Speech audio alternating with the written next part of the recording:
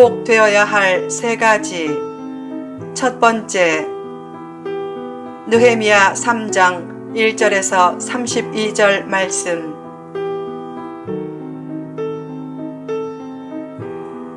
신앙과 신망을 잃지 말라. 체코는 주후 800년경 예수님을 믿고 동유럽 최고 문화를 만들었다. 그런데 1948년 2차 대전 후 하나님을 떠나면서 경제와 문화도 죽고 음악과 문학도 죽었다. 하나님을 떠남으로 많은 것을 잃었다. 사람에게 가장 큰 저주는 하나님을 떠나는 것이다. 불신앙은 전쟁보다 무서운 것이다. 불신앙에는 멸망이 따라오지만 신앙에는 은혜가 따라온다. 유럽의 서유럽과 동유럽은 경제와 문화 수준에서 큰 차이가 난다. 그 차이는 하나님이 있느냐 없느냐의 차이다. 동유럽도 원래는 하나님을 잘 섬겼는데 하나님을 떠나고 교회가 타락하면서 불행한 지역이 되었다. 하나님을 떠나고 교회가 타락하면 소중한 것을 잃는다. 왜 요즘 불신자들이 교인을 별로 존경하지 않는가?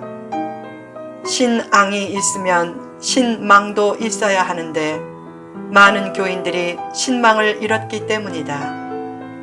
요새는 교인들의 잘못된 행동이 보기 싫다고 교회에 안 나가는 사람도 많다. 자신의 꼴보기 싫은 행동으로 누군가가 교회를 멀리한다면 아무리 큰 성취를 해도 복된 삶이 아니다. 교회 안에 침투한 미신과 기복주의는 심각한 수준이다. 어떤 교인은 교회에 다니면서도 입시 처리되면 점치러 간다. 약속 말씀을 붙잡고 살면 되는데 마치 점쟁이를 찾듯이 예언한다는 사람을 찾기도 한다. 그런 한국 교회의 모습을 보면 곳곳이 회파된 예루살렘 성벽을 보는 것 같다. 어떻게 해야 한국 교회가 다시 회복의 은혜를 입을 수 있는가?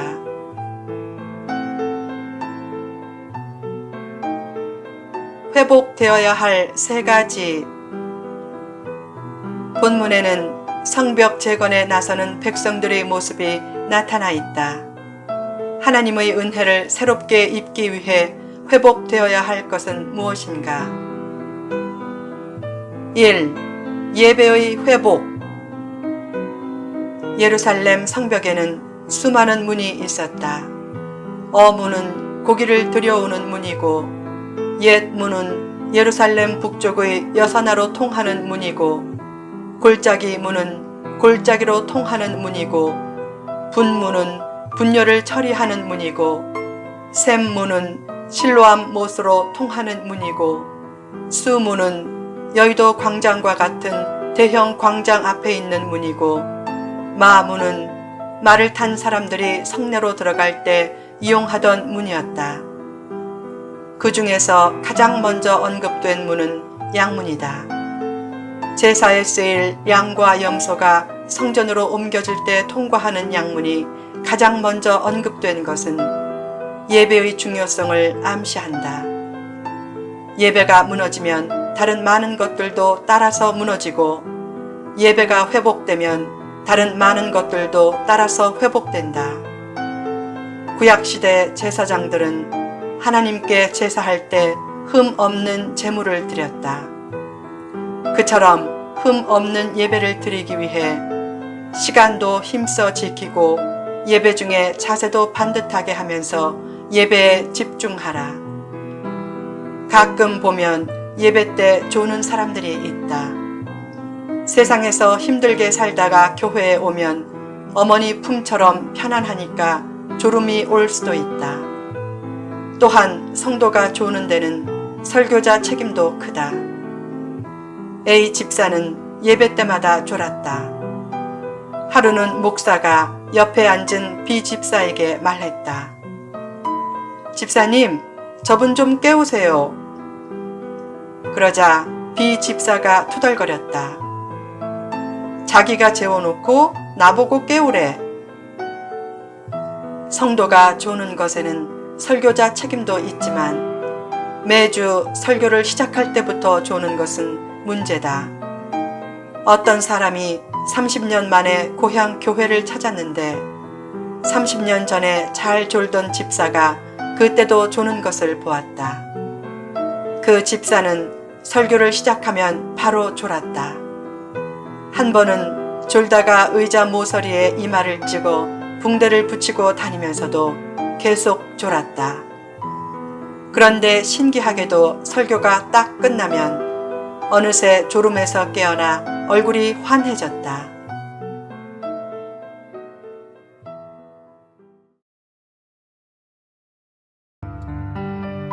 필자가 미국에서 처음 전도사로 섬겼던 한인 교회는 300명 정도의 교인 중 장로가 2명 있었다.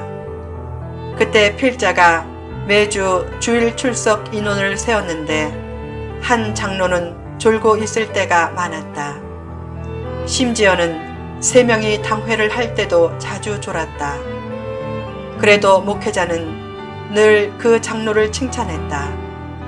목회자가 어떤 안건을 내면 그 장로는 졸면서 고개를 끄덕이며 찬성하니까 너무 훌륭한 장로라는 얘기였다. 어떤 사람은 자기 허물을 성경 말씀으로 커버하려고 한다. 혈기를 잘 부리는 사람이 제일 좋아하는 말씀은 마태복음 10장 34절이다. 세상에 화평을 주러 온 줄로 생각하지 말라. 화평이 아니요 검을 주러 왔노라. 이 말씀은 싸워도 좋다는 말씀이 아니라 예수님이 피상적인 평화를 주러 오시지 않고 죄를 도말하고 본질적인 평화를 주러 오셨다는 말씀이다. 맨날 지각하는 사람이 제일 좋아하는 말씀은 로마서 16장 22절이다. 이 편지를 기록하는 나 더디오도 주 안에서 너희에게 문안하노라. 어디 가든지 더디 오는 사람들은 로마서를 대서한 더디오를 제일 좋아한다. 예배 때 잘 조는 사람이 제일 좋아하는 말씀은 시편 127편 2절이다. 너희가 일찍이 일어나고 늦게 누우며 수고의 떡을 먹음이 헛되도다. 그러므로 여호와께서 그의 사랑하시는 자에게는 잠을 주시는도다. 하나님이 사랑하는 자에게 잠을 주지만 예배 시간에도 잠을 주는 하나님은 아니다. 예배 때마다 졸다가 교회를 나서면 하나님이 흐뭇한 미소를 짓기보다는 귀신이 흐뭇한 미소를 지을 것이다. 졸음이 올 때 설교를 받아 적으면 졸음도 없애고 더 예배에 집중할 수 있다. 마음을 열고 진지하게 예배를 드릴 때 말씀을 통해 소중한 진리를 깨닫고 사랑과 희망으로 가슴이 뜨거워지고 더욱 성숙한 생각과 태도가 생기고 무너진 부분이 점차 회복되는 은혜가 주어진다. 2. 리더의 회복. 예루살렘 성벽을 재건할 때 가장 먼저 대제사장 엘리야십이 그의 형제 제사장들과 함께 일어나 양문을 건축했다. 높은 제사장이라고 그냥 있지 않고 먼저 솔선수범을 보인 것이다. 나중에 엘리야십이 타락한 모습을 보이지만 성벽 재건에 나설 때만큼은 먼저 솔선수범했다. 무너진 한국 교회를 다시 세우려면 리더부터 회복되어야 한다. 교회에서 마케팅과 같은 경영 용어가 나오는 현실을 회개하고 교단의 분열을 회개해야 한다. 왜 그런 일이 생기는가? 사람이 교회의 주인처럼 행세하면서 교회를 주님의 교회가 아닌 사람의 교회로 만들기 때문이다.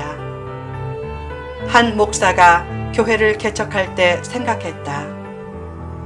한 교회에서 목회자가 오래 담임하면 그 교회는 목회자의 교회로 전락할 수 있다. 그런 문제점을 인식하고 스스로 담임 목사 10년 임기제를 채택했다. 그리고 교회가 크게 부흥해서 영광을 누릴 때쯤 약속대로 10년 만에 교회를 사임했다. 그런 개혁적인 실험에도 부작용은 있다. 잘 내려놓는 목회자가 떠난 자리에 잘 내려놓지 못하는 목회자가 부임하거나 잘 내려놓지 못하는 장로가 기득권을 내세워 생기는 부작용이다. 그래도 교회가 사람의 교회가 될까봐 스스로 영광의 자리에서 내려오는 모습은 복된 모습이다. 남에게 버리라고 하기 전에 먼저 버리고 남에게 헌신을 요구하기 전에 먼저 헌신하라.